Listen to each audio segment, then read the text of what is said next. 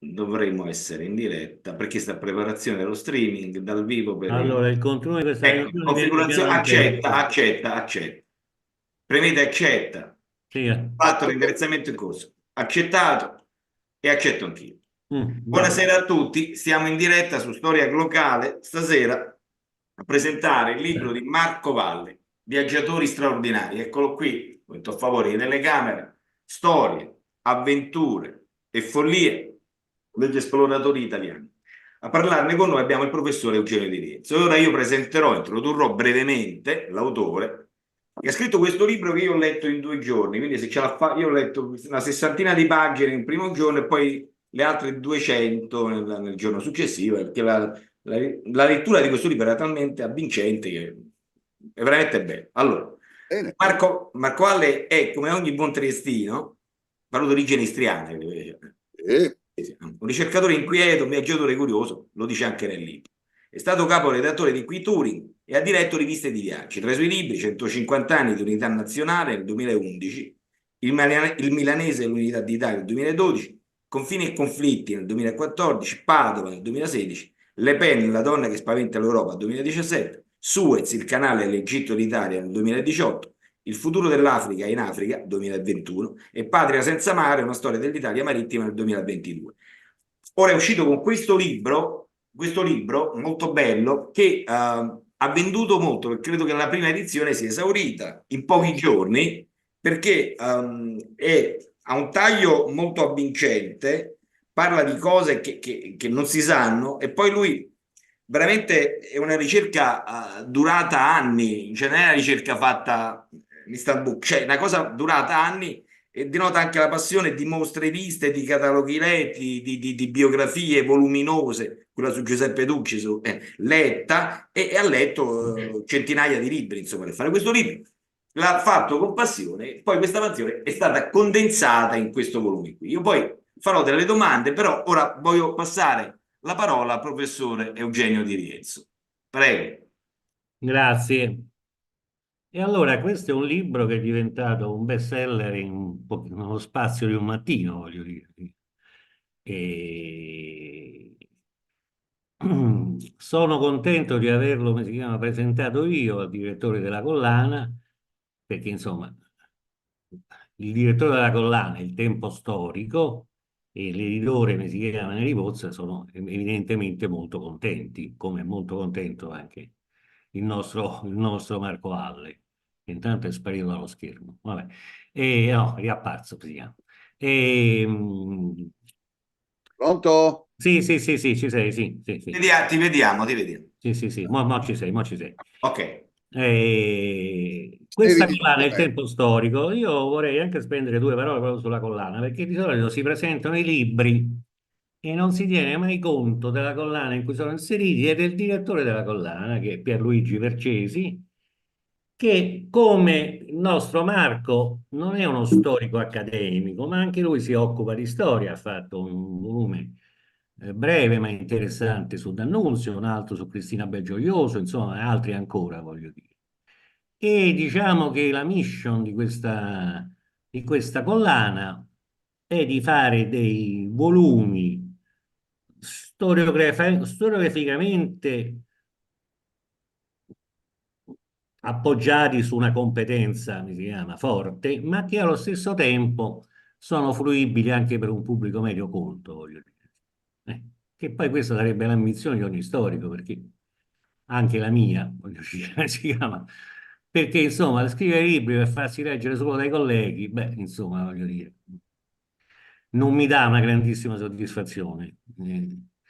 Io ho sempre cercato di mirare a un pubblico più alto, a volte ci sono riuscito, a volte ci sono mai riuscito. La storia è complessità che va ridotta a narrazione. Molte volte il passaggio dal complesso al narrativo può anche non riuscire. Nel caso si chiama di Marco, è riuscito alla grande, Grazie.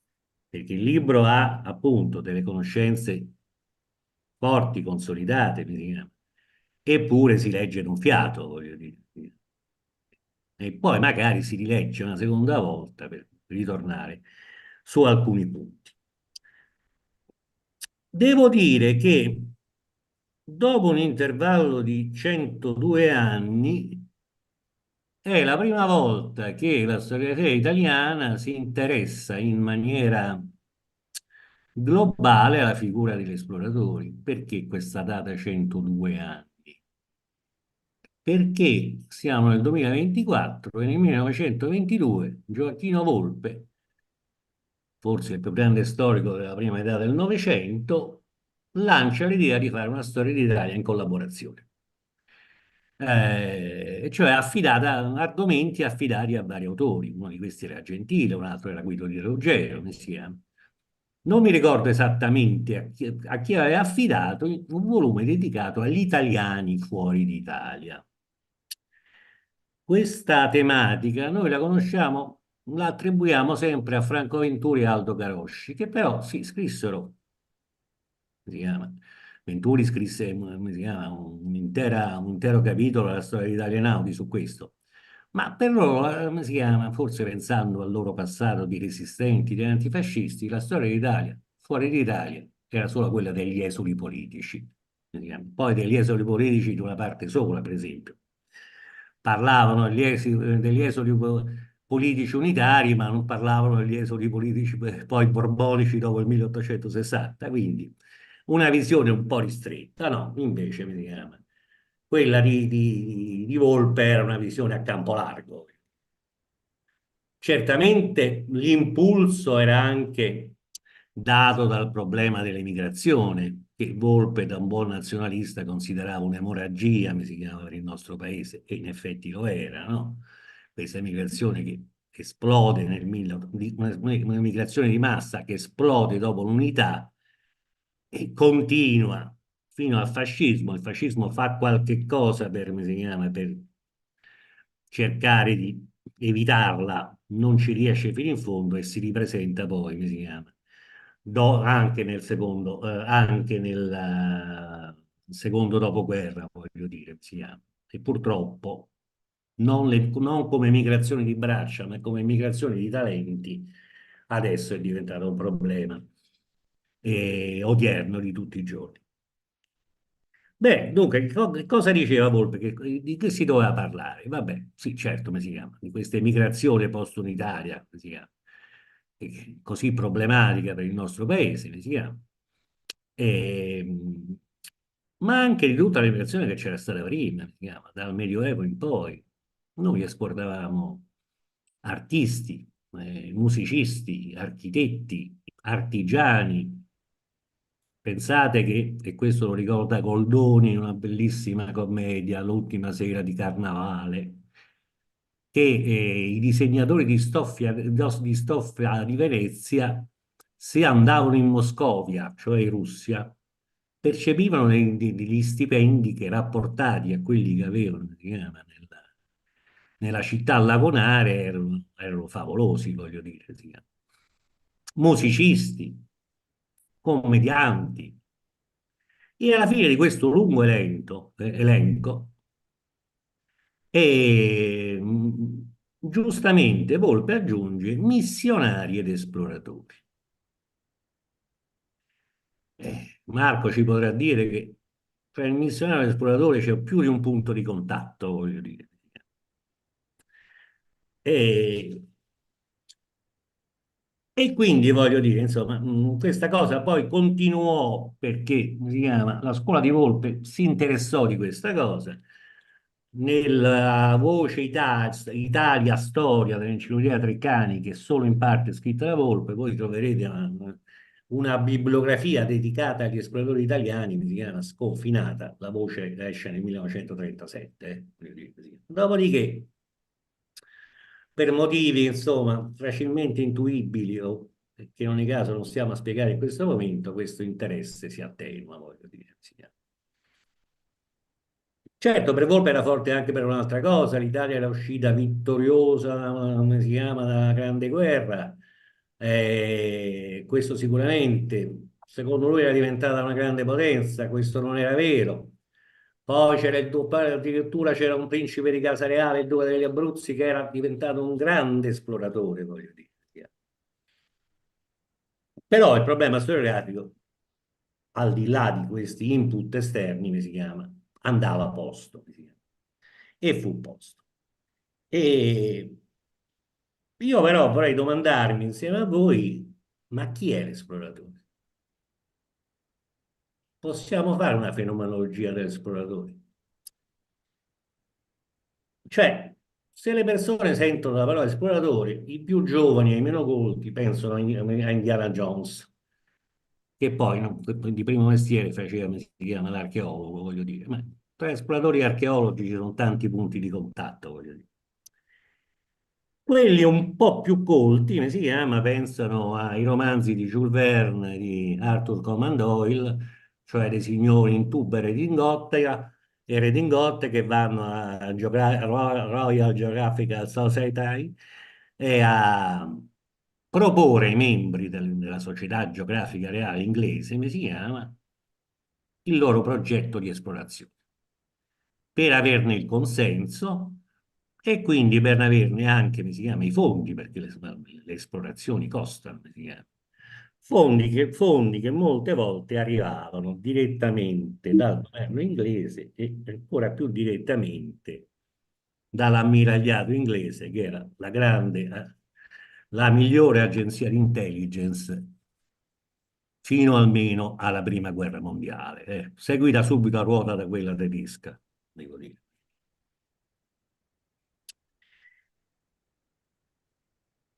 Vabbè, ma è quello solo l'esploratore? Evidentemente no, questo è un esploratore di mestiere, voglio dire.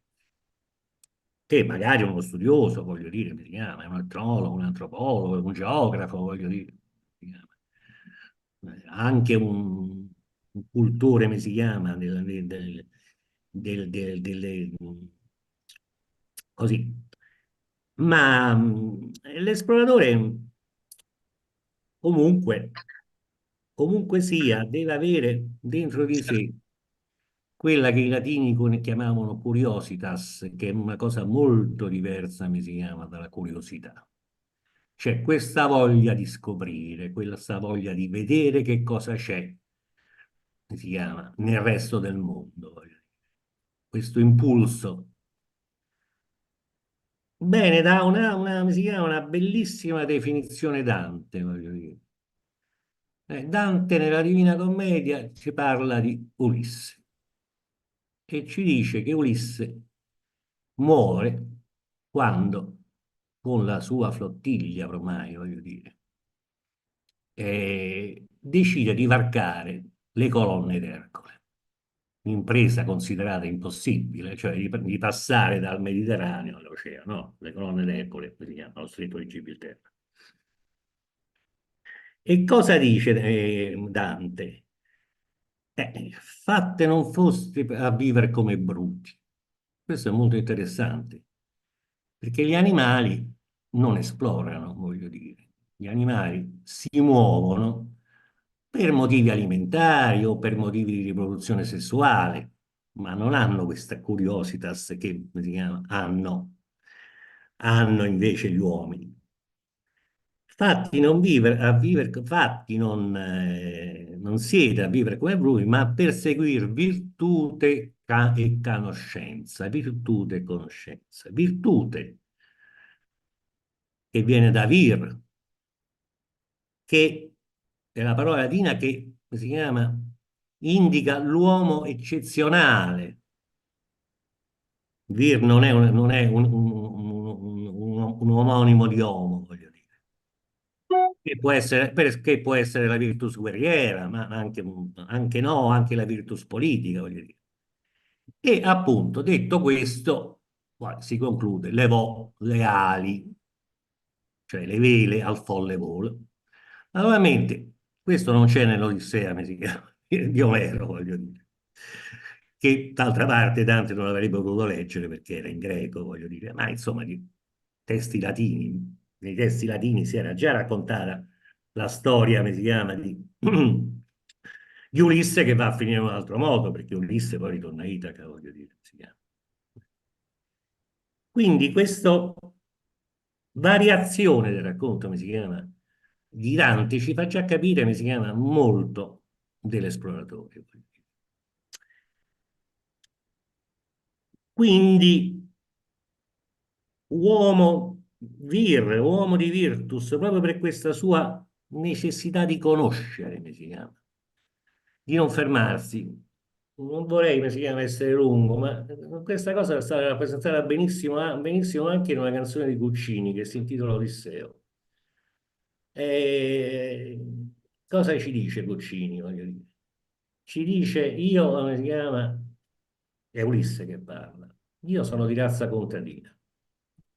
I miei argenti erano il sudore come si chiama, che si posava sulla mia pelle mentre aravo i campi. I miei ori erano, come si chiama, erano la messe del grano. Però stavo in un'isola e da questa isola vedevo un'altra isola.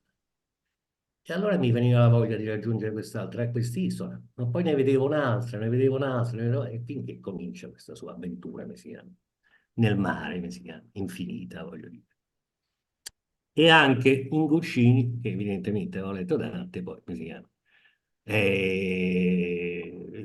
Omero fa una brutta fine perché viene sommerso dai gorghi in una tempesta. Vabbè, quindi questa curiositas, però di conoscere il nuovo. Però esistono esploratori che io chiamerei esploratori per caso, voglio dire, il cui primum movens, cioè il cui primo impulso non è andare a scoprire, ma sono altri impulsi. Per esempio, pensiamo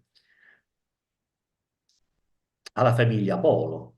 La famiglia Polo, proprio Marco Polo in particolare, attraversano tutta la via della seta fino a arrivare, come si chiama, all'impero Manciù, come si chiama, della Cina, al Katai, come si diceva all'epoca. Ma ci vanno perché sono mercanti, come tantissimi altri mercanti invece italiani che nel Medioevo si spingono, come si chiama, addirittura fino in Afghanistan, percorrono tutta l'Asia centrale. I Polo fanno qualche cosa di più, voglio dire, però vogliono proprio arrivare in Cina. Perché? Perché era la Cina che, come si chiama, che produceva quei prodotti come spezie, seta, tessuti, tappeti in particolare, che poi qua, come si chiama, venivano venduti a prezzi astronomici, voglio dire, come si chiama, se abbiamo il prezzario, come si chiama, di alcuni tappeti, come si chiama, di fabbricazione, come si chiama, asiatica, che vengono pagati, non so quanto, un grande appezzamento di terreno, voglio dire. Poi Marco, in particolare, la curiositas ce l'ha perché ci scrive questo libro, cerca di informarsi, come si chiama, molto bene sui territori e sulle genti, come si chiama, che incontra nel suo viaggio e ci dà la descrizione anche appunto della corte Manciù, voglio dire, come si chiama.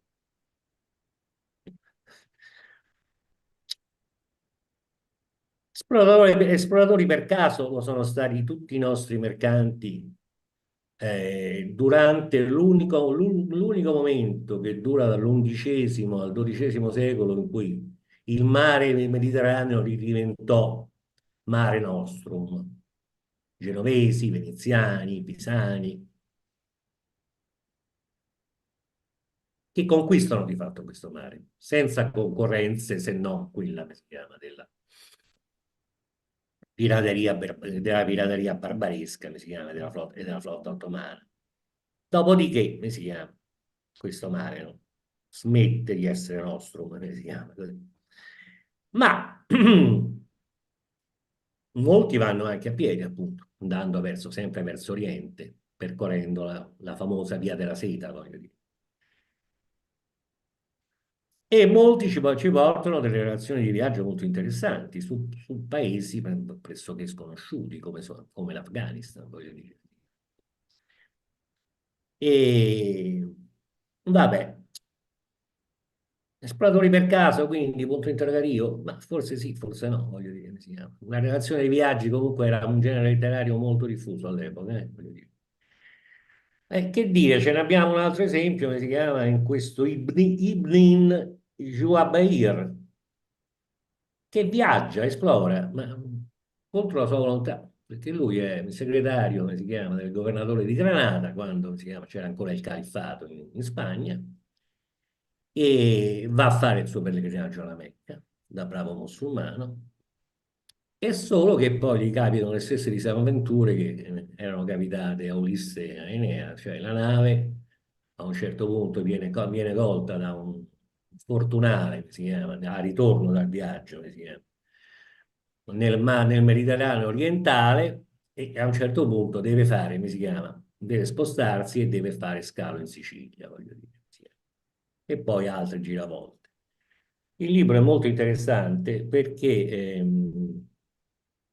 ci dà una scoperta che contraddice molte cose che dicono gli storici anche adesso, che in fondo il regno dei Normanni in Sicilia era un regno multietnico che tollerava tutte le religioni, come si chiama, l'Islam, l'ebraismo. Ricordiamoci che la Sicilia per 2 secoli era stata occupata, come si chiama, dai musulmani, e quindi questo Ibn Jubair ci va col cuore in pezzi, perché dice, io vado a visitare quello che era il giardino, come si chiama, il giardino del Mediterraneo, che una volta era nostro, non è più nostro invece, e vede che i musulmani, se non sono perseguitati come poi lo saranno in Spagna, comunque non sono trattati così bene.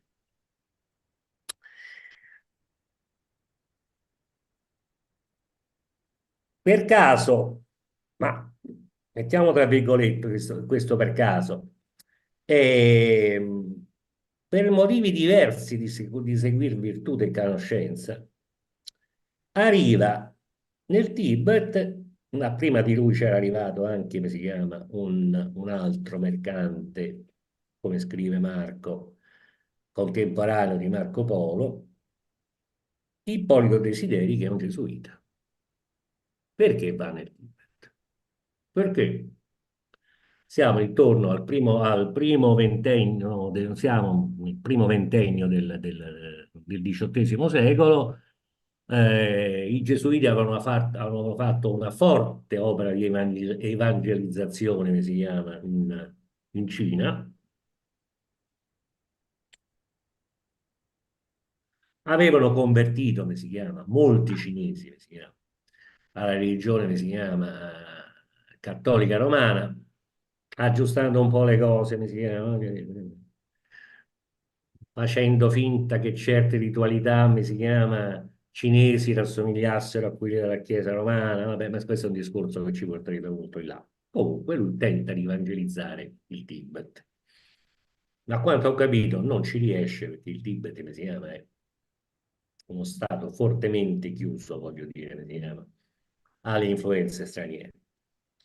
La cosa bella è che poi di esploratori in Tibet non ce ne saranno più, praticamente, fino a quando non si apre il grande gioco. Cos'è il grande gioco? È quella guerra fredda, come si chiama, o quella guerra a bassa intensità che si combatte, come si chiama, tra l'Inghilterra e la Russia.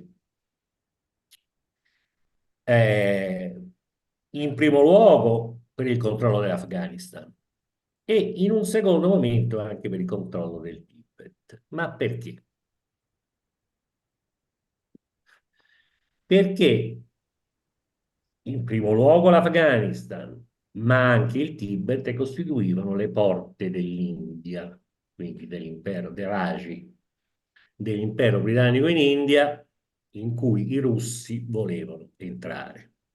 Cioè l'idea della Russia di conquistare l'India è un'idea antica, voglio dire, addirittura che ha la sua origine nel 1805, quando ancora ci sono le guerre napoleoniche di mezzo e quindi come si chiama Russia, come si chiama, e gli inglesi erano alleati, ma che continua, come si chiama, nella prima guerra mondiale, come si chiama, ma soprattutto nella seconda guerra mondiale, quando la Germania è ancora di fatto, la Russia è ancora di fatto alleata con la Germania. Comunque, da quando si apre il grande gioco, là come si chiama? L'Afghanistan e un po' meno il Tibet pullano gli esploratori che sì, sono geologi, antropologi, etnologi e tutto quello che volete, ma che sono anche agenti, come si chiama, dell'intelligence russa e dell'intelligence inglese, voglio dire. E questo accadrà poi anche per altre aree geografiche, come si chiama. Buona parte degli esploratori francesi del Maghreb, che poi ritornano con delle splendide relazioni che la società geografica francese pubblica nei suoi atti, sono militari. Sì, vanno a scoprire il nuovo, ma vanno anche ad aprire vie per l'espansione, come si chiama, coloniale francese. Questo accade anche con i nostri, come si chiama. E qua Marco ci potrà dire, come si chiama, anche di più. Poi ci sono esploratori che non per caso, sempre assistiti dalla loro curiosità, per carità, dalla voglia di conoscenza, come dice Dante, che ci vanno anche per motivi meno nobili, come si chiama, o almeno, come si chiama, appaiono la loro voglia di conoscere a scopi di lucro. Uno di questi è Marot, che in Birmania fa razzie della sculture Khmer che in buona parte erano rimaste, che era un'antica, ho detto bene Birmania? Marco? No, Cambogia. Cambogia, scusa. Eh, appunto, non mi suonava. Cioè, e, questa antica civiltà, ma che a volte erano città intere rimaste sepolte si chiama, nella giungla. Lahore.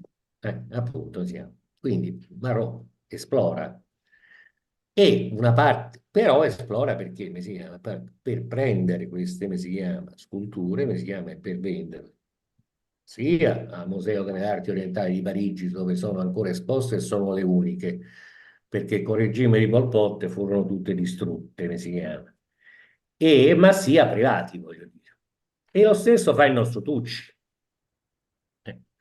A Roma c'è un museo dell'arte orientale che purtroppo è stato spostato dalla sua bellissima antica sede da Palazzo Brancaccio, e, come si chiama, buttato in uno dei palazzi dell'esposizione dell'Eur, come si chiama, dimostrazione di come si chiama, i sindaci di Roma non sanno fare il loro mestiere, di qualunque colore essi siano, in cui noi abbiamo le sole, come si chiama, testimonianze artistiche che vengono dal Tibet, come si chiama. Non credo che siano ospitate in altri, come si chiama, musei italiani, posso sbagliarmi, insomma, mi pare che quello che dico corrisponde alla verità, però insomma posso sbagliare. Ma quelle sono solo una minima parte di quella che tu avevi venduto sul mercato libero, voglio dire. Quindi vedete, la figura dell'esploratore è una figura complessa, qua ha anche il suo fascino, voglio dire. L'esploratore molte volte è anche un avventuriero. E, e questa complessità è ben rappresentata nel libro di Marco, voglio dire, sì. Che è un libro che appunto in 800.000 caratteri, io so bene quali sono i caratteri della collana, perché ci ho scritto anche io, è riuscito a farci fare questo viaggio di esplorazione nel vir esploratore che va dal Medioevo fino ai nostri giorni, fino all'esplorazione spaziale, voglio dire. E quindi dobbiamo essergli grati per questa cosa, per aver portato alla luce un problema storiografico che si era oscurato. Sui motivi di questo oscuramento si potrebbe discutere, forse Marco potrebbe dirci anche qualche cosa, ma insomma lasciamolo da parte. Comunque diciamo solo che si era oscurato e che adesso è tornato a nuova luce. Io mi fermo qua perché sono, mi chiama, Non le sette. no, perché a questo punto si chiama, la parola passa, si chiama, all'autore, io forse ho parlato fin troppo, io gli darei solo l'assist di parlarci un po' degli esploratori sotto il fascismo, perché mi sembra uno dei capitoli, non dico meglio riusciti perché sono tutti riusciti bene, che però affascina un po' di più il lettore, no? Il lettore fino a quando ancora fino a quando non si scoccerà di sentirne parlare, come si chiama? E io spero che non si scocci, come si chiama? Quando sente la parola fascismo, come si chiama? Cioè, viene attratto particolarmente, anche perché questa parola ritorna, come si chiama, come un mantra nella polemica politica contemporanea ogni volta che un governo di destra va al governo e quindi voglio dire, di conseguenza accade questo. Quindi Marco, ti do la parola. Se vuoi seguire questo assist oppure vuoi dirci qualche altra cosa, insomma, tu Sì. sei liberissimo di dirci quello che vuoi, voglio dire. Ah, no, E- ti ringrazio Eugenio. Eh, Prima, ma ecco, volevo fare una precisazione, insomma, o rispondere a una tua domanda. Gli esploratori italici e poi italiani sono in grandissima parte, almeno fino a il Marchese Antinori, a Vittorio Bottego, e qui stiamo parlando già della fine dell'Ottocento, sono Mhm. tutti esploratori per caso o esploratori fai da te. Cioè, è gente che vive per l'avventura e soprattutto sono personaggi che decidono di rompere con la vita normale della madrepatria. Partono in cerca d'avventura, in cerca di un un Mhm. senso della vita Certo. che può essere, come nel caso di Padre Desideri, ovviamente collegato a una visione molto più ampia che ritroviamo nella Compagnia di Gesù e nel grande sforzo gesuitico che passa dalle Americhe, che arriva sino all'Asia profonda, di evangelizzare a modo loro, ovviamente, perché i padri avevano un'assoluta originalità nelle loro spedizioni, nei loro contatti verso l'ignoto, verso l'altro. Desideri arriva dopo 4 anni, arriva nel Tibet, impara il tibetano, cosa non facile, senza vocabolari, senza nulla, impara il tibetano, scrive libri in tibetano e per una decina d'anni si confronta con i lama più dotti nella ricerca di una via verso l'illuminazione possibile.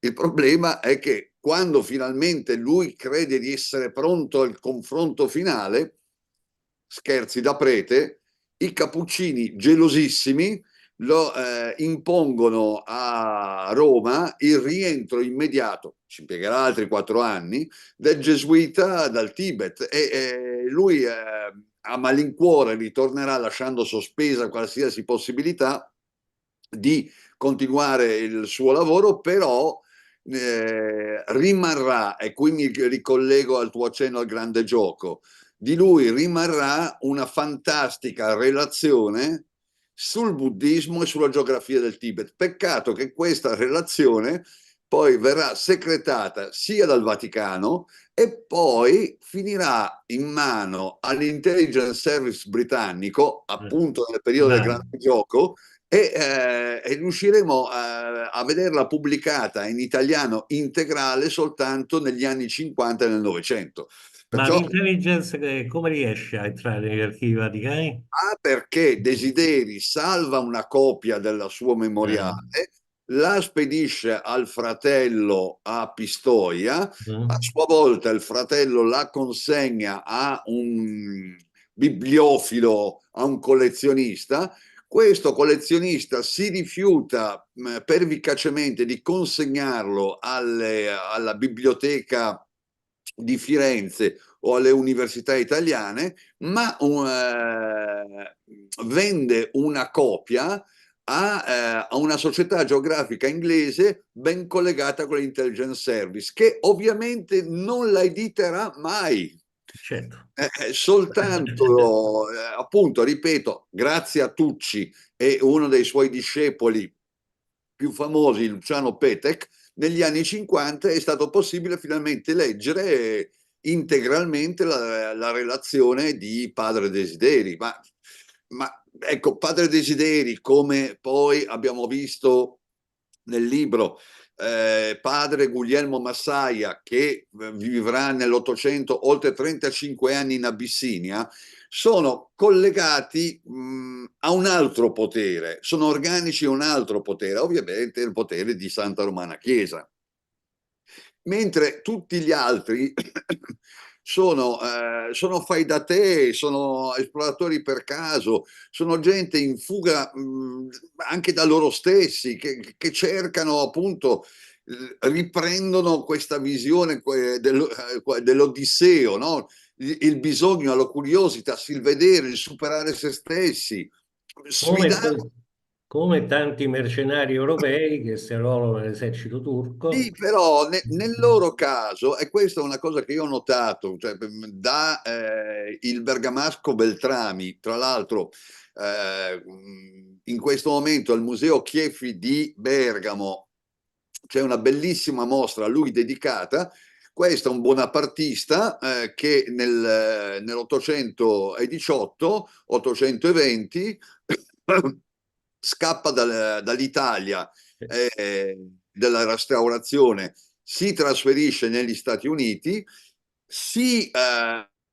tra l'altro è anche massone e perciò viene aiutato dai fratelli muratori americani nelle sue spedizioni e va a vivere insieme ai nativi americani, ai Sioux, ai Dakota, e poi si spinge fino alle sorgenti settentrionali del Mississippi, tutto da solo, insomma. È uno che scriverà, per esempio, il dizionario inglese Sioux, che ancora oggi è considerato basilare, e riporterà manufatti, ma anche oggetti sacri che oggi infatti sono esposti proprio a Bergamo, che salvandoli, perché dalla tradizione Sioux è rimasto pochissimo, no? È stato tutto poi massacrato dalla cosiddetta conquista del West, ecco. E ci sono ancora oggi Il genocidio delegazioni, culturale. sì, sì, delegazioni, ogni anno delegazioni di nativi americani che vanno a Bergamo a riverire i tamburi sacri, i calumeni della pace, e c'è questo stranissimo gemellaggio, però insomma, un po' tutti gli altri, ecco, vediamo la differenza in questi fai da te, c'è in modi diversi, con culture diverse, perché c'è l'aristocratico e c'è il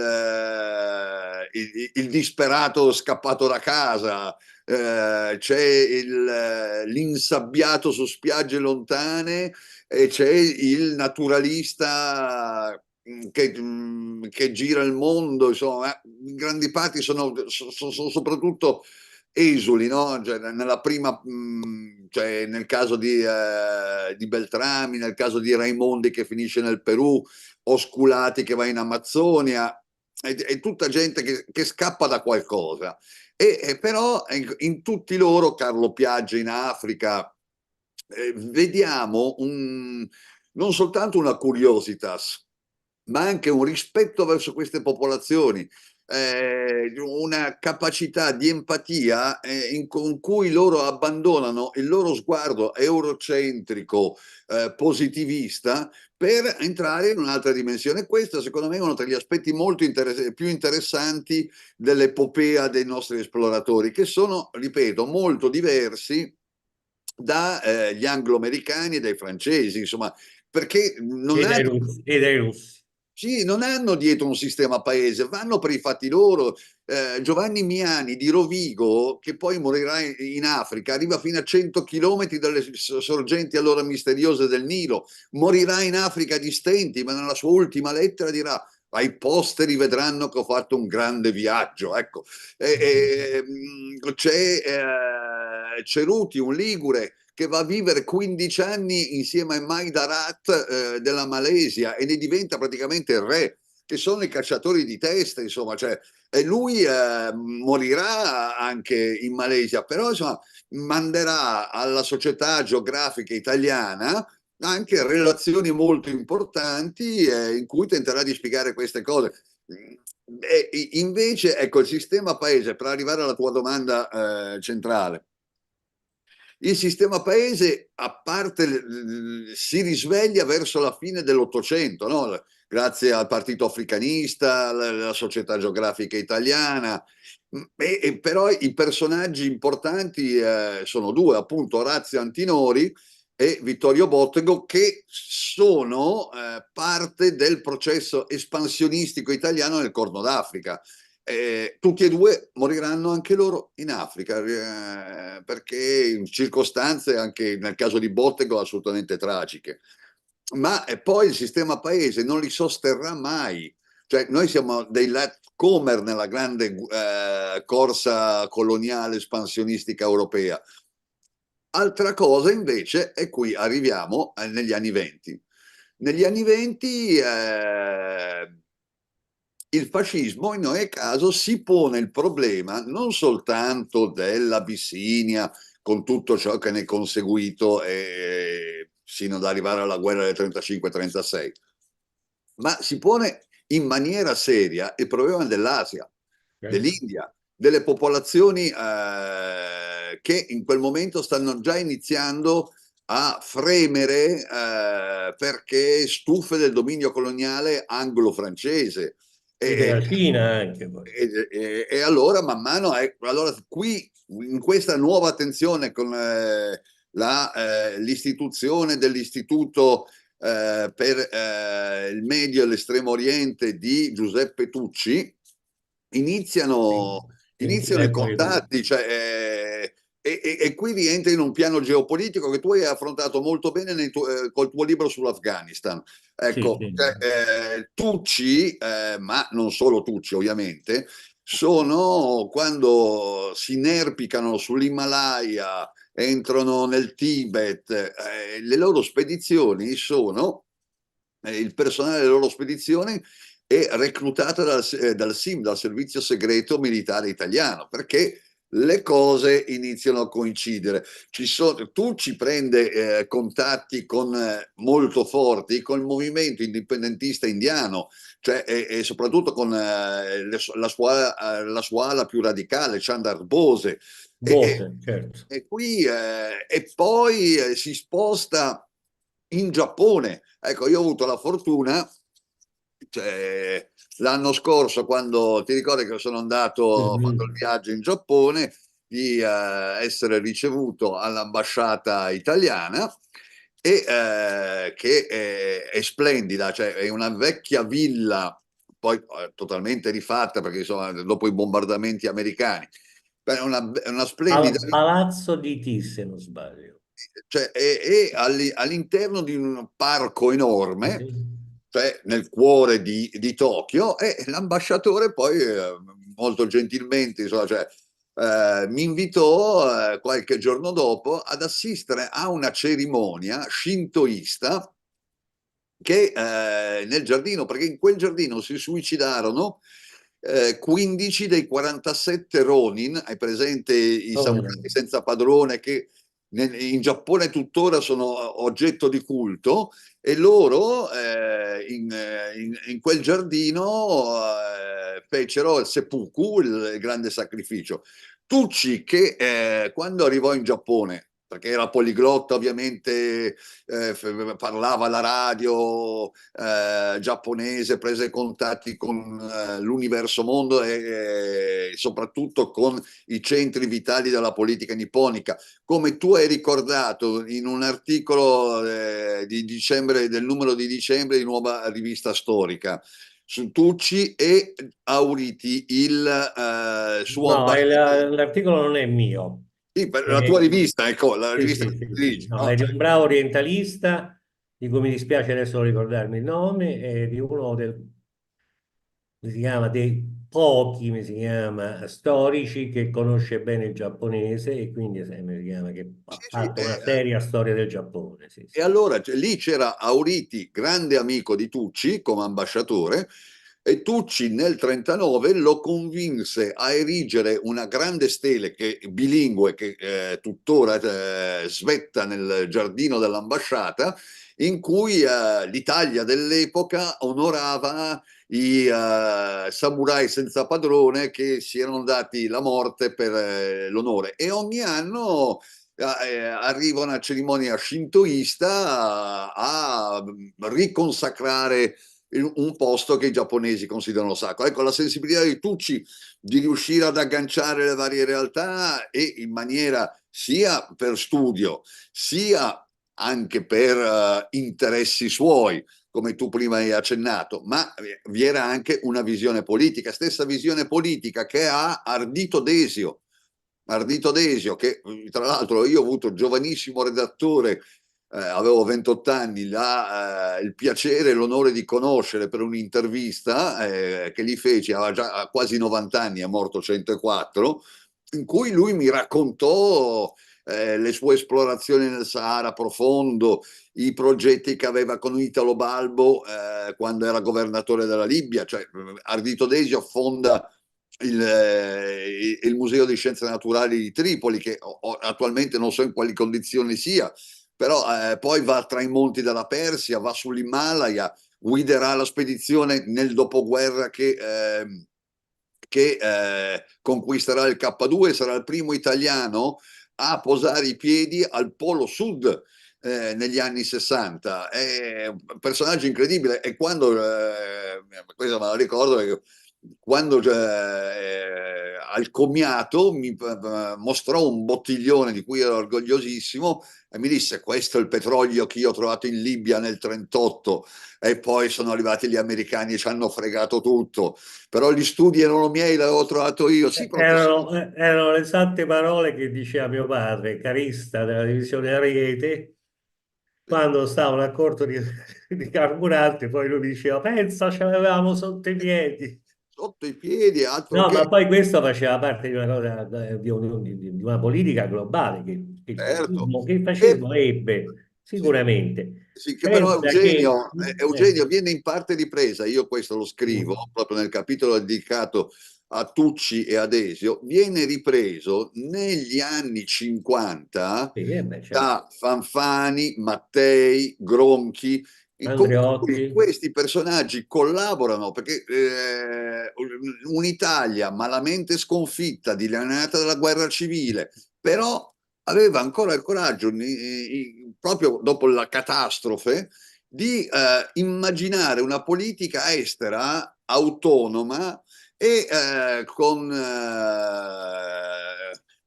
delle visioni assolutamente non banali. Ecco, io ho cercato di descriverlo in questo libro, perché, insomma, cioè, secondo me anche il periodo del neoatlantismo no, andrebbe rivalutato. andrebbe assolutamente rivalutato, e i nostri Perché esploratori. poi era lo stesso approccio che avevano i nostri esploratori, cioè non era l'approccio del dominatore. No, no, no, no, no, Cioè, tutto quello che fa Mattei lo fa con questo spirito e la riesce. Per tornare poi al fascismo e alla politica globale, pensa che negli anni 30, fino a un certo punto, noi siamo i maggiori fornitori, come si chiama, di armi al Comitat. E a un certo punto veniamo scalzati dai tedeschi, ma fino a quel momento questi combattono con armi italiane. Quindi, infatti, questa cosa della politica globale del fascismo sì, è un po' un mio pallino. Io l'ho ripresa anche nella biografia di Ciano. La Perché protezione. Ciano è uno di questi, Ciano è, voglio dire, come si chiama? Ciano e Mussolini, perché insomma, poi Ciano decideva da solo, ma fino a un certo punto, come si chiama? Ciano e Mussolini, come si chiama? La impiantano bene questa cosa, come si chiama? Dice, Bene. la protezione da Andreotti nei confronti di Tucci è anche molto importante, Ah, beh, certo. Ma quel Tucci è una passaggio. scusami Armando, Tucci io l'ho definito una salamandra politica. Vabbè, certo. Lui è protetto da Gentile fortemente, riesce a farsi finanziare tutte le spedizioni in giro per l'Asia, e dopodiché nel 1944 viene epurato, e lui inizia a bombardare di lettere, missive, memoriali tutti coloro che poteva conoscere, e trova in Andreotti nel 1946 il suo mentore, il suo protettore. Andreotti dice, lo riferisco perché c'era l'ho ritrovato in quel bel libro della professoressa Garzilli dedicato a Tucci. Era difficile distinguere Tucci fascista da Tucci scienziato. Io lo feci. E in ogni caso, attenzione, Andreotti attraverso Tucci prende a fine degli anni 50 prende i contatti con la Cina di Mao, che noi abbiamo riconosciuto molto dopo. Però Tucci è uomo di diplomazia assolutamente informale, o quella diplomazia corsara tipica di dell'Italia un unitaria, paese, sì, tipica cioè, che nasce con Cavour e certo, prosegue onestamente fino a Craxi, o forse Berlusconi, non lo so, ecco, non mi sì, addentro in queste cose. sì. Cioè. Ma forse no, ci possiamo mettere anche Berlusconi. A questo punto. Siete voi professori, cioè. No, io, ma secondo me sì. io sono un dilettante della storia. Comunque sì, certo. Poi c'è la fine di tutto, come si chiama? E noi diventiamo veramente una specie di stato marionetta, voglio dire, non ha politica estera. Sì, però anche adesso, vedi, come Armando accennava all'inizio, cioè noi abbiamo ancora eccellenze Certo, importanti. pensa solo al personale dell'ENI, Cioè, ma l'alto personale dell'ENI. io penso al programma del CNR che dal 1985 è in corso al Polo Sud. Noi ogni anno mandiamo specialisti, scienziati, ricercatori, membri delle forze armate al Polo Sud a studiare, a capire, vulcanologi. Cioè, stiamo facendo un lavoro importante, insomma, che ovviamente nessuno se lo fila, ecco, cioè, perché poi quando noi abbiamo queste belle storie, Sì, cioè, sì. non vengono assolutamente considerate, ma la stessa Agenzia Spaziale Italiana, che anche qui nasce, ippodromi ovviamente sono negli anni 50 con Luigi Broglio, aiutato da Fanfani e Mattei, perché poi cioè, nulla nasce per caso, no? Oggi come oggi, insomma, l'Agenzia Spaziale Italiana, che Certo, che lo dici bene nel libro. è un comparto di Sì. oltre 40.000 specialisti che sta lavorando in Italia. Le tute della NASA vengono fatte in Italia. Cioè, ma questo, i nostri astronauti, cioè, al di là del momento mediatico che molto breve che i mass media gli dedicano, però ci permettono, ci consentono di partecipare alla straordinaria e micidiale partita che si sta giocando in questo momento sopra le nostre teste tra le stelle, perché qua il cielo è molto affollato, non ci sono soltanto più come quando ero ragazzino io negli anni 60 americani e russi, anzi sovietici dell'epoca, ma oggi ci sono gli indiani, ci sono i cinesi, ci Sì. sono i brasiliani, ci sono i turchi, ci sono i sudafricani, cioè, e quel poco di Europa che c'è o è francese o è italiana. Cioè, e questo ci consente di avere uno spazio anche in questa nuova frontiera, che in ogni caso, cioè, attenzione, Elon Musk sta pensando sul serio a colonizzare la Luna e andarci a coltivare i pomodori e intanto prendere le risorse Sì, naturali. Marco, però vedi tutte queste eccellenze, queste realtà che esistono, se non hanno un progetto politico dietro le spalle. Beh, è la conclusione del mio libro, eh? Cioè, Certo, è sì. l'ultima riga, eh? Cioè, proprio, se non c'è una volontà politica, non. Voglio dire, Io chiudo così, tu Armando. non No, puoi no, io modificare. per dare, scusa, io per dare 2 minuti, che noi abbiamo dimenticato Umberto Nobile, di cui parli per diverse pagine. Io ricordo la trasmissione di Piero Angela in cui fece vedere un filmato di Umberto Nobile, che lui più di 80, credo abbondantemente ottantenne, disse io non ho lasciato nessuno indietro, non mi si può accusare di tradimento. Quindi c'è di aver lasciato le persone lì a morire. Ancora gli scottava, ancora gli bruciava quella ferita lì a Umberto Beh, Nobile. capito. Cioè, dopo 60, dopo 50 anni ancora gli bruciava quella ferita. Parliamo un po' di Umberto Nobile, insomma. Perché secondo me è una figura grande e tragica allo stesso modo. Sì, ma Nobile è un personaggio assolutamente centrale, è soltanto che lui ha, tra virgolette, la sfortuna di incontrare sulla sua strada Italo Balbo, e di diventare l'alfiere del più leggero dell'aria, no? Il dirigibile. Lui negli anni 20 era convinto che il dirigibile fosse competitivo rispetto al più pesante dell'aria, ovvero l'aereo. Ovviamente aveva ragione Balbo da questo punto di vista, perché poi dopo il disastro dello Zeppelin in America, cioè, il dirigibile è sparito dagli schermi, ecco. Sì. Però al tempo stesso è un grande scienziato, perché il Norge di Amundsen e poi l'Italia, che purtroppo cadde sul ghiaccio, è un suo progetto. Cioè Amundsen ebbe bisogno di lui per riuscire a costruire un dirigibile capace di toccare il polo nord. Al tempo stesso è l'uomo che inventa un paracadute tra i suoi vari brevetti. Il primo aeroplano metallico in Italia è un progetto di Umberto Nobile, perciò il personaggio è assolutamente interessante da un punto, però ovviamente lui si scontra con il gerarca ferrarese, che in ogni caso era un personaggio di peso all'interno del regime ed era anche a suo modo un visionario. E poi purtroppo lì è la sfortuna che Negli anni 50 girava la voce che pensa che addirittura come si chiama, Nobile fosse stato un criptocomunista. no, Eh, attenzione, Si candidò, insomma, si candidò con allora, su questo, allora, Nobile prima della guerra, prima guerra mondiale, mm, era molto vicino alle posizioni del Partito Socialista. mm.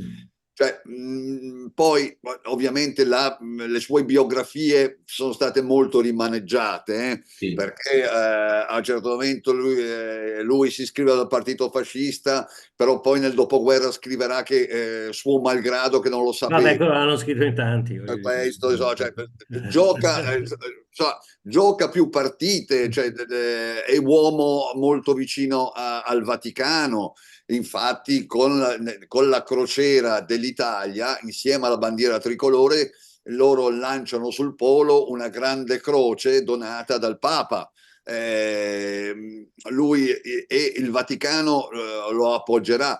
Al tempo stesso però c'è un rapporto particolare con Mussolini, che come proprio tu, Eugenio, mi hai suggerito in questo libro della professoressa Giusti, Relazioni pericolose tra Mm. Italia fascista e Unione Sovietica, uscito l'anno scorso per il Mulino, se non erro, sì, no, il Mulino. Cioè, poi tu mi hai consigliato questo libro che mi è stato utilissimo per capire Nobile, perché Nobile dopo il disastro, cioè, viene protetto da Mussolini e spedito nel quadro dell'accordo italo-sovietico che starà in piedi fino al 1941, all'invasione dell'Unione Sovietica con l'operazione Barbarossa dei tedeschi, in cui noi forniamo all'Unione Sovietica progetti navali, Armamenti armamenti navali navali e e aeronautici. terrestri, mi si chiama. Ecco. Aeronautici non so, ma navali No, sicuramente. aeronautici sì, perché Nobile viene mandato dal duce in un'Unione Sovietica per perché lì poi Stalin aveva in mente di costruire una grandiosa flotta di dirigibili, perché, cioè, e Nobile è fino a Meno male che però non l'ho ascoltato. sì, no, beh, succedono un po' di disastri, cose del Ma genere. forse fino al 1941 no, mi si chiama. Però, insomma, in pieno 1939, dopo una mezza rottura causata dalla guerra d'Etiopia, ma mezza perché poi i russi non ci sanzionarono mai, voglio dire, mi si chiama. E Stalin disse, ma gli inglesi si mettono a fare le sanzioni contro gli italiani e sono padroni di mezzo mondo, voglio dire. E in pieno 1939 c'è un rilancio, mi si chiama, di questa collaborazione a cui noi però diciamo di no. Voglio dire. Salvo nel luglio del 1940 stiamo per firmare un trattato, come si chiama, Ciano-Molotov. Ma ci fermano i tedeschi dicendo: ma vi conviene fare entrare i russi nel Mediterraneo? A quel punto di quel trattato non se ne parla più. D'accordo, perché anche là, Sì, sì. Però voglio nobile dire, è pienamente, cioè nobile ha tre vite, cioè nobile alla vita fino di scienziato generale, eroe popolare fino al disastro dell'Italia, del dirigibile che cade sul polo.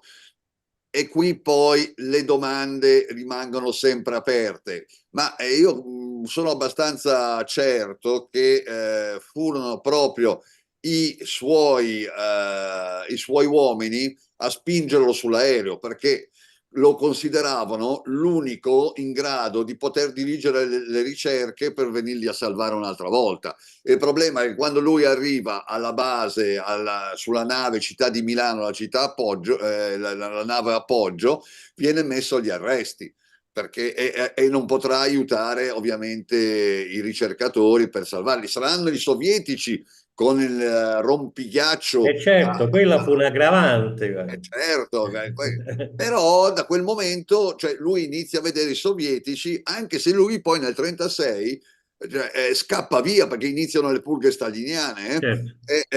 e lì quando, cioè, però poi gli operai italiani che lavoravano con lui, che erano tutti antifascisti esuli in Unione Sovietica, vengono tutti fucilati dagli stalinisti perché dopodiché lui torna, Perché erano stranieri. sì, dopodiché lui torna in Italia e grazie al Vaticano va a insegnare in America e nel 1944 ritorna in Italia e viene eletto nella Costituente, cioè nelle liste del Partito Comunista. Dopodiché fa soltanto l'esperienza della Costituente, non farà mai più politica e si dedica agli studi. Però è vero, cioè, la macchia, perché cioè, era considerato lo schettino dell'epoca, insomma, cioè, questa aver abbandonato sul ghiaccio, anche se secondo me ha molte attenuanti in quella situazione. Con un quoziente intellettivo enormemente superiore, però. Ammazza. Sì, Cioè, rispetto a- Beh, Però diciamo, quella dei dirigibili era grave. sì. Pensa se passava, già eravamo messi male Sì. con la legge aeronautica. Se si fossimo concentrati su quello, vabbè, ma Cavour diceva che per avere una grande politica estera c'era bisogno di una grande flotta. Cioè, di un grande, lo disse per giustificare l'entrata in guerra del Piemonte contro la Russia nella guerra di Crimea, dove poi il nodo del contendere era il Mediterraneo. Ma potremmo dire, se per fare una grande politica estera deve avere un grande potenziale militare. Noi la possiamo fare così, di soppiatto, usare il termine diplomazia corsara che mi è caro, che si chiama, che è proprio una linea che collega i vari periodi della storia d'Italia dal 1860 in poi, voglio dire. Però appunto ci deve essere questa volontà politica di farla, come si chiama, la diplomazia corsara e devi mettere, come si chiama, i scarponi sul terreno o le navi sul mare, voglio dire, e le aerei nel cielo. ma devi No. soprattutto avere un progetto, Ma deve avere un progetto, certo, come si chiama? Ma perché pare sennò che finisci a fare l'anzichenecco dell'alleato più forte, ecco. certo, come si chiama, che poi per noi è sempre uno, voglio dire, da 1944, direi. No, 40, diciamo 45, ma io direi già 44. 44, perché quando gli americani fanno fuori gli inglesi che ci Sì, volevano sì, usare sì, come sì, guardiaporte, cioè, a metà del sì, sì. 44 noi passiamo sotto, sotto il Sotto manto degli Stati controllo Uniti. statunitense fu anche un bene perché se no il trattato di pace ci avrebbero trattato anche peggio perché insomma, se leggete come si chiama l'appunto che fa Iden nel luglio del 45, lui propone addirittura di dare, come si chiama, il Trentino e come si chiama, l'Alto Adige, di restituirlo all'Austria, voglio dire, tra le altre cose, voglio dire. Vabbè, va bene, quindi insomma, hai fatto una storia degli esploratori che poi è anche un po' la storia d'Italia. Beh, sì. Quindi vedi che quello che diceva Volpe, che ci doveva essere un libro che trattava anche di quello, finalmente si è avverato. Adesso diranno tutti che io queste cose te le dico per, come si chiama, per senso di amicizia, e invece no, ne sono convinto. Sì. Va bene, non so se ci sono domande. Se ci sono domande, mi fatto scoprire il fatto la Dancaria, insomma, perché uno qui vicino andò come funzionario in Dancaria, insomma, uno di Cagliazzo, si chiama così. Cioè, regione in cui la Non si è temperatura capito, media è 50 gradi, insomma. non si è capito niente, scusa, chi Ma è? scusa, dicevo, ma abbiamo scoperto che ci stanno regioni tipo la Dancalia, che sta in Africa, insomma, in Somalia, credo, nel Corno d'Africa, in cui ci andavano anche i fascisti. Dicevo, uno qui intorno, insomma, a Piedimonte, che si chiamava De Simone, fece il commissario di polizia andando in Dancalia, insomma, e quindi Vabbè, ma certo che si chiama. la regione, insomma, dicevo, 50 gradi, dice le leggevo. Vabbè. Insomma. Non doveva avere delle spinte molto forti, perché insomma, cioè, la Dancaglia è sotto Assab e confina con Djibouti, è uno dei posti più inospitali del mondo, però I dancali sono anche cattivi. sono cattivi, infatti hanno fatto fuori tre spedizioni italiane nell'Ottocento, ma il barone Franchetti, Sì. che era uno degli uomini più ricchi d'Italia, al tempo stesso più eccentrici, decise di esplorare la Dancaglia e lo fece in lungo e in largo, con il pensiero, ovviamente recondito, ma neanche tanto, di organizzare delle bande armate di dancali che, contro gli abissini, contro l'Etiopia. Perciò insomma anche lì, e poi Franchetti muore nel 1935 in un misterioso incidente aereo in cui perde la vita anche il ministro delle colonie. Quando hanno fatto tappa al Cairo per Ma andare guarda un in po', Eritrea. ma guarda che caso. Guarda che caso. Come si chiama Mattei che fa, come si chiama, sta in Sicilia, anche là casualmente, magari no. Uno maligno potrebbe pensare a una manina, come si chiama, di Cosa Nostra americana, che era ammanicata con, prima con lo SS e poi con la CIA, che mette, come si chiama, una bombetta là. Vabbè. C'è qualche domanda? Uno maligno, eh. Dicevo, Però, se gli ospiti, quelli che hanno assistito alla nostra conversazione, c'è qualche domanda? Ma io volevo sapere una Ti cosa. posso presentare io? Lui è mio parente, insegnava storia e matematica a Ferrara, Sì, all'università Luigi Pepe. sì. Prego. io Niente, conosco no, bene. come? Io conosco, mi sembra che sei... Ah no, Pepe, no, scusa, no, ho visto male, perché conosco un Sì. Luigi Sepe, quindi ho visto Ah, male. No, no. Scusami. Dunque, niente, io parlo un po' come ferrarese, nel senso che ho avuto così piacere anche di frequentare nell'ultimo periodo di vita Carlo Zaghi, che mi parlava spesso, diciamo, di Il questi grande Carlo esploratori. Zaghi. E lui ha Il grande dedicato e dimenticato Carlo Zaghi. lui ha dedicato diversi lavori ai Sì, è vero. singoli, ha pubblicato inediti, diciamo, di questi esploratori, insomma, ecco. Sì, l'ho messo nella Al- bibliografia, c'è. Volevo sapere Ma se lui scrivono. era molto vicino, era stato molto vicino a Volpe. E dopo che Volpe fu epurato, fu uno dei pochi che non lo abbandonò. Cioè, Sì, lui quindi è è sempre stato. da là che deriva questo input, eh? Sì, lui è stato anche poi dopo a Napoli, con Cortese, direttore del giornale di Napoli, Sì, sì, sì. e appunto mi parlava anche diciamo, di questi suoi studi, vabbè, che erano noti, in parte questi volumi, Gustavo Bianchi, eccetera, questi esploratori del Corno d'Africa principalmente, insomma. E, e poi dopo che lui aveva avuto questo incarico per la mostra d'oltremare a Napoli, per cui diciamo anche negli anni 30, eccetera, si era dedicato a questi studi che erano cominciati alcuni decenni prima, ecco perché lui, il suo primo lavoro era su questo, aveva scoperto questo manoscritto di Gustavo Bianchi, che era più o meno un suo compaesano d'Argenta, e quando aveva 17 anni, diciamo, aveva pubblicato questo viaggio di Gustavo Bianchi, ecco. No, E ma l'altra cosa che mi viene in mente è questi, diciamo, viaggiatori, se si vogliono chiamare così, dell'America Latina, insomma, ecco.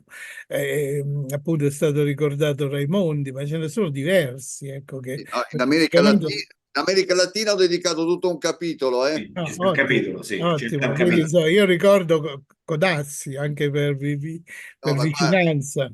io ho Sì. parlato, a parte Zaghi, che è molto interessante come i suoi lavori su Pasquale Mancini, il ministro degli esteri, che è alla base poi del nostro interesse verso il Mar Rosso, perché nel Mar Rosso ci sono le chiavi del Mediterraneo, cose del genere. E Zaghi ci lavora molto sulla figura di Mancini. Ma per risponderle, in America Latina noi abbiamo eh, abbiamo cioè Osculati che attraversa da solo dall'Ecuador fino a inizio 1848-47 tutto il Rio delle Amazzoni fino alla foce. Abbiamo poi Raimondi che esule milanese arriva in Perù dopo le 5 giornate e rimarrà sempre nel Perù, ma diventa cioè è considerato uno dei padri della patria del Perù perché lo Certo, cartografa, certo, scopre le cose. La sua statua è al centro della Piazza d'Italia, che è proprio certo. una delle località più centrali della capitale Lima, ed è un personaggio assolutamente interessante. Poi in Argentina, ecco, io nel piano I Salesiani, tu dici Salesiani in Patagonia. Sì, se Don Patagonia, ovvero il fratello del fondatore della De Agostini, sì, è vero, sì, sì, che sì. diventa salesiano, però è poco prete, ma molto esploratore, fa l'alpinista, il documentarista, negli anni 20 fa il primo filmato, tutto fatto da solo, primo documentario sulle popolazioni magellaniche, e lavora praticamente sulla Terra del Fuoco per oltre 60 anni. Se uno gira per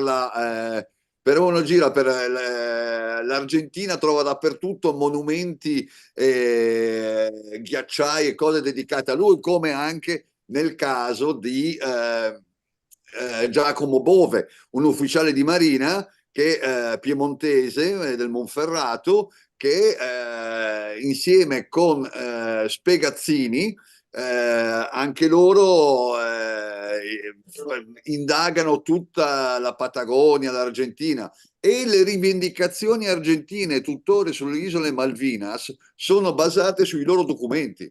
Perciò è considerato anche lui una specie di nume patriottico argentino, no? Ma ci sono Certo, storie bellissime, Sì, certo. strette, certo, ma sì. bellissime. Poi ci sono i cartografi che a loro modo sono degli esploratori, che fanno la prime, diciamo, cartografie dell'America Latina, e c'è appunto Agostino Codazzi che fa parte di questo gruppo di persone che avevano partecipato in qualche modo alle battaglie napoleoniche e che poi più o meno sono stati costretti ad andare via, insomma. Quindi lui va ed è sepolto a fianco di Bolivar, Codazzi, cioè è una città che prende il nome di Codazzi. E poi, se mi permettete, c'è un mio trisnonno, Roberto Armenio, che appunto dopo lui era militare borbonico, poi dopo non ha voluto giurare fedeltà, diciamo, neanche al re d'Italia, o impara perché era repubblicano, e che è andato in giro per il mondo e poi ha fatto la prima cartografia dell'Uruguay, insomma. Quindi questi italiani, diciamo, che in America Latina, che veramente hanno portato la cultura, in Argentina c'è Mossotti, che anche lui è un ex napoleonico, diciamo così, che fonda l'Istituto Geografico, l'Istituto Meteorologico, insomma, praticamente mezza scienza dell'Argentina debirisce alle iniziative dell'Ottocento, alle iniziative di Mossotti, che poi combatte a Curtatone e Montanara, ecco, quindi sono figure legate diciamo sia un Vite poco intense. al periodo napoleonico e all'esperienza napoleonica, sia un po' al nostro risorgimento. Insomma. Sì. Grazie per questa bella conferenza. Ma sarà molto bella. Fabio, Chiacchierata, Io ho una professore. domanda per Valle, però. sì. Se lo fa... Marco, dimmi, ma perché sono nel Palazzo delle Esposizioni dell'E42 ci sono citati, come si chiama, poeti, eroi, navigatori, trasvolatori e esploratori, no? Ma penso che li avessero messi, è una scritta onnicomprensiva, cioè, cioè, ognuno vede l'esploratore dove vuole. Sì, questo è vero, ma insomma, voglio dire, abbiamo detto che la parola esploratore è un contenitore che contiene tante cose, però, insomma, voglio dire, nella lingua italiana un senso ce l'ha, insomma, voglio dire, un primo senso. Gli esploratori non ci stanno i trasvolatori, vabbè, giustissimo, vediamo, perché poi se no Balbo chissà che avrebbe fatto, voglio dire, vediamo, se non gli mettevano pure i trasvolatori. Però gli esploratori non ci stanno, voglio dire, vabbè, no. Vabbè, ognuno ha la patria che si merita, oppure no, voglio dire. Alcuni italiani se ne meritavano, alcuni italiani si meritavano una patria migliore. Sono incerti della vita. Chi è che fa la conclusione allora? Diciamo, la fate fare all'autore, insomma. Sì, lasciamola fare Sì, a sì, Marco. sì, sì. Chi fa riassume? Sì, ma in maniera molto, molto sintetica, insomma, oltre a ringraziarvi della pazienza per averci ascoltato, insomma, cioè. E questo è un libro che vorrei dedicare soprattutto ai ragazzi più giovani, perché sono storie belle, sono storie tragiche, ma sono tutte storie di coraggio e di curiosità e anche di rispetto.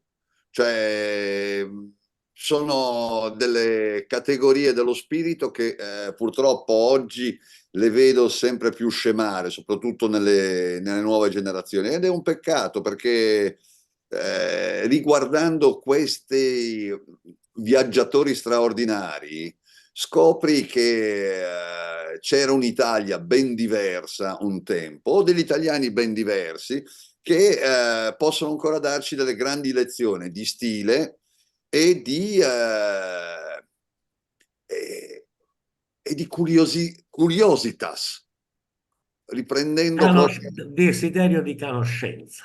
Ecco, Diciamola con Dante, così non... diciamo con Dante, ecco, Però guarda Marco, scusa il mio scetticismo da 72enne, io credo che tra le 1000 copie acquistate, che magari adesso sono arrivate a 1500, voglio dire, speriamo. non lo sappiamo, non mettiamo limiti alla provvidenza, No, no, l'età massima dell'acquirente sarà stato sui un ultra quarantenne, perché adesso i giovani i libri non li leggono. No, non lo leggo purtroppo. Sembra. Però, Sono nell'era del tweet. sì. Voglio dire.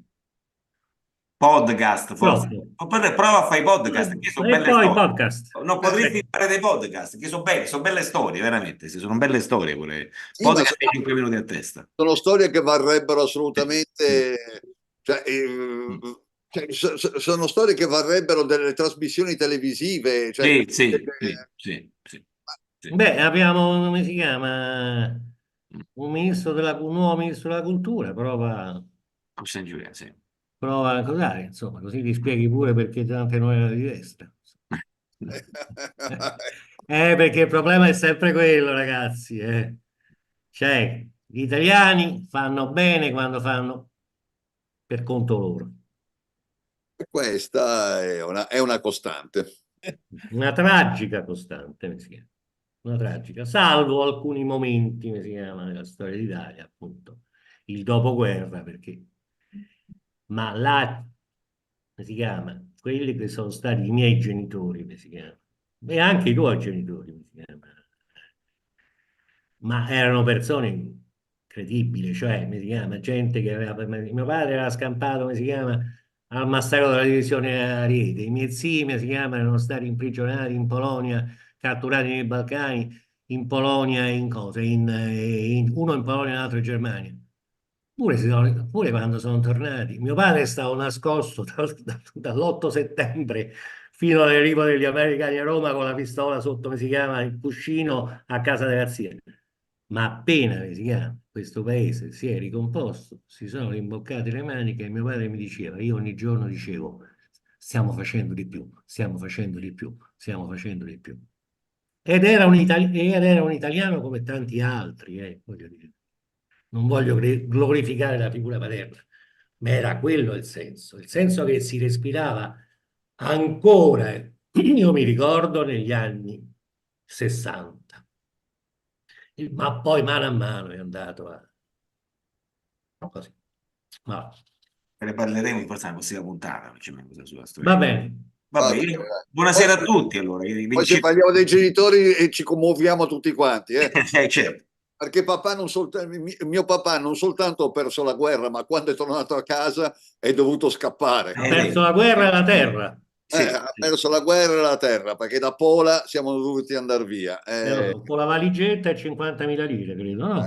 Povere anche, aveva soltanto lo spazzolino da denti, guarda. Appunto, quindi è partito leggero. Eh sì, molto leggero, se no c'era la foiba per lui, cioè non è che... Certo. Va bene. Però ce l'hanno fatta, ce l'hanno fatta. Sì. Allora, alla Vabbè. prossima puntata, quando al mio prossimo libro, Marco, mi si chiama, ci scambiamo i ruoli tra me e Marco. E stiamo qui, insomma, e poi me ne Va attendete al bene. prossimo. Buonasera a tutti. Grazie a tutti. Buonasera, Senti, no, grazie.